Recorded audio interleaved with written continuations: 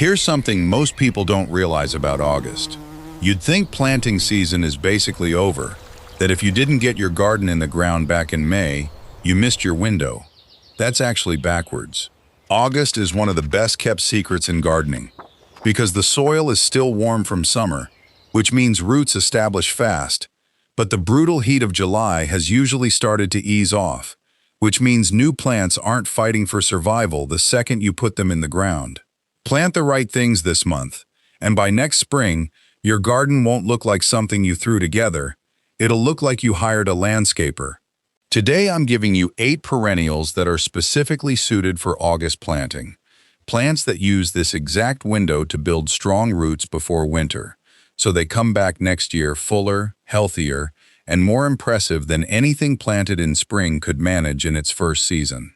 I'll walk you through why each one works so well right now, how to plant it properly, what mistakes to avoid, and what hardiness zone it needs to thrive.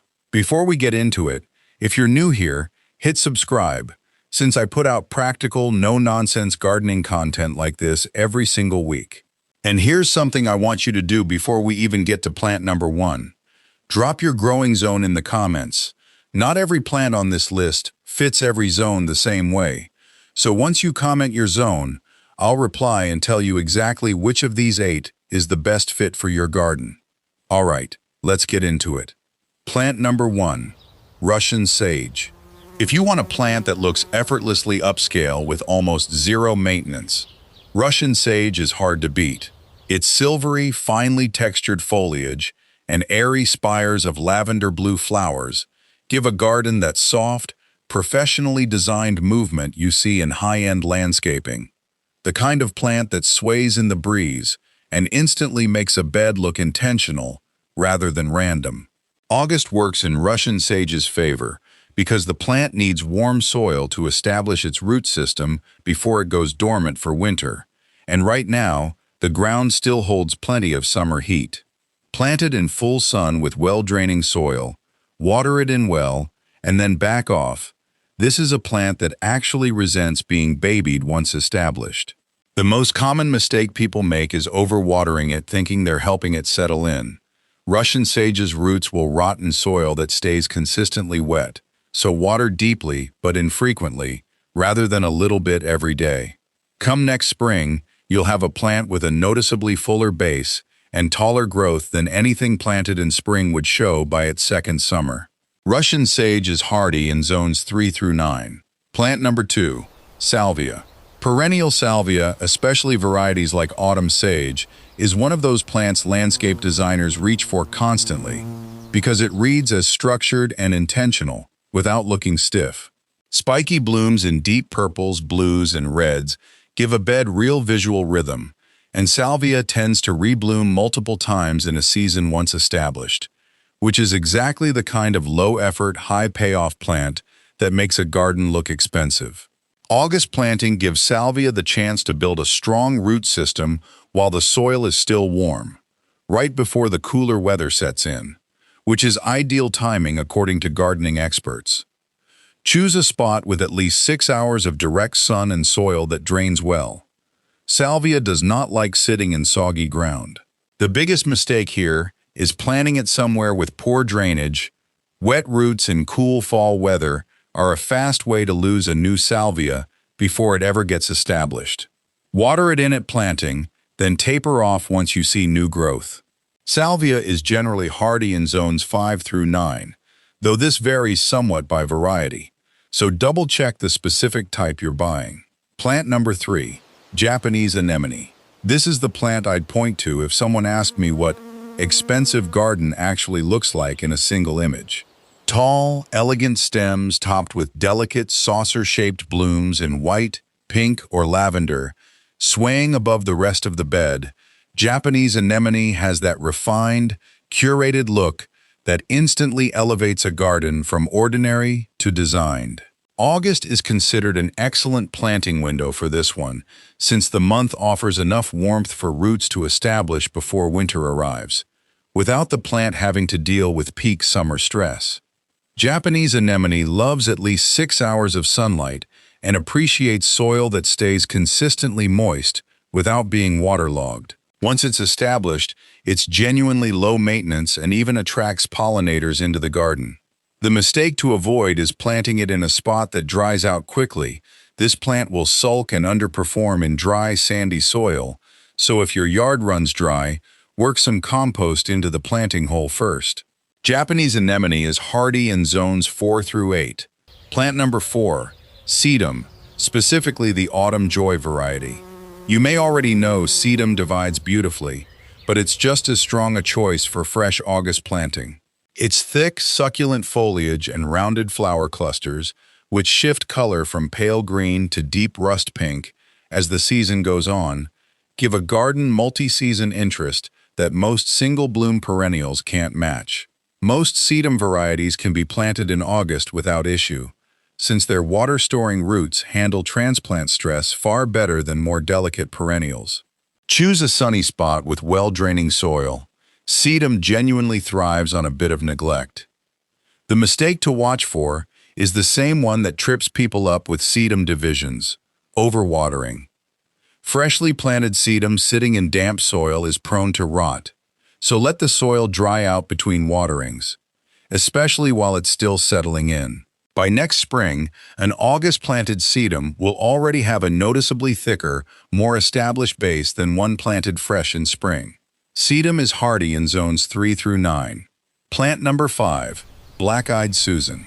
There's a reason Black-Eyed Susan shows up on nearly every easiest perennial list, and it also happens to be a genuinely good August nursery pick. Its golden yellow petals and dark centers bring a bold, cheerful color into the garden right when a lot of spring bloomers have already faded, and it keeps that color going well into October. Planted in full sun, Black-Eyed Susan isn't picky about soil quality, which is part of why it's such a forgiving choice for a late summer planting. It also self-seeds and spreads over time, so an August-planted patch this year can quietly expand into a fuller drift by the following season with zero extra effort on your part. The one thing to avoid is planting it in deep shade expecting it to perform. It needs real sun to produce that dense, cheerful bloom coverage it's known for. Black-Eyed Susan is hardy in zones 3 through 7. Quick pause here. If you're finding this useful, make sure you've dropped your growing zone in the comments. I want to be able to tell you specifically which of these 8 fits your yard best. And if you haven't subscribed yet, now's a great time so you don't miss the rest of this series. Okay, let's keep going. Plant number 6, Catmint. Catmint has a specific visual trick that designers love. It spills and mounds softly over pathway edges and border lines, softening hard landscaping lines in a way that reads as expensive, intentional design rather than a plant just sitting in a bed. Its lavender blue blooms and silvery foliage pair beautifully with almost anything else you plant near it. August works well for catmint because the warm soil helps it root in quickly, and once established, it's remarkably drought-tolerant. Give it full sun and well-draining soil, and don't overthink the rest. Catmint is genuinely one of the most forgiving plants on this list. The mistake worth avoiding is planting it too close to pathway edges without accounting for its spreading, mounding habit. Give it a little room to spill over the way it wants to. That's exactly what makes it look designed rather than crowded.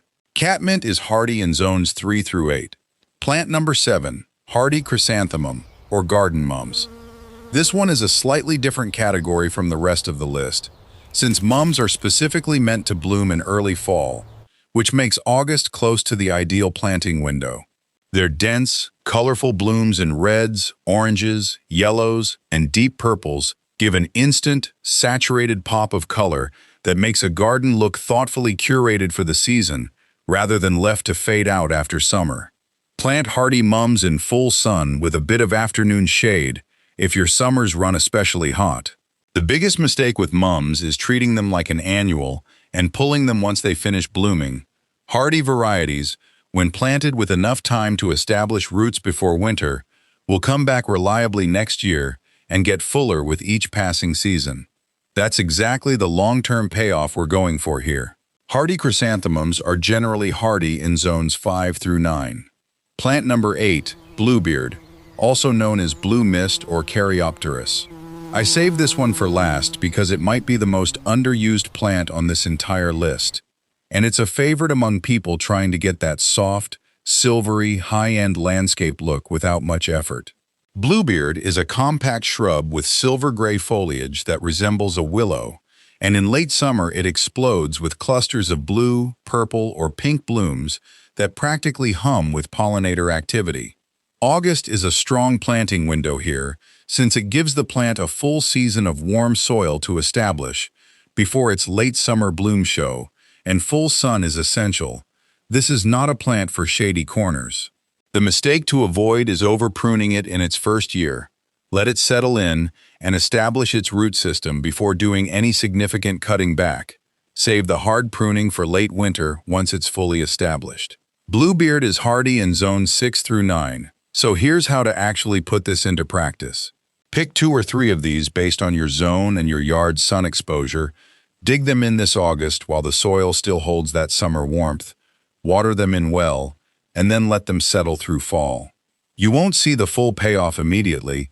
That's honestly the whole point. These plants are quietly building root systems underground right now, and by the time next spring rolls around, they'll emerge fuller, taller, and more established than anything you plant fresh in the spring could ever manage in its first season. That's the real trick behind a garden that looks expensive. It's not about spending more. It's about timing your planting so the plant does the heavy lifting for you over the dormant season. One more time before you go, drop your growing zone in the comments. I want to personally tell you which of these 8 perennials is the smartest pick for your specific yard, and I read every single comment, so you will get a reply. If this video helped you think differently about what August is actually good for in the garden, subscribing genuinely helps a lot, since I'm putting out practical content exactly like this every week, and it means you'll never have to go searching for it. It'll just show up when you need it.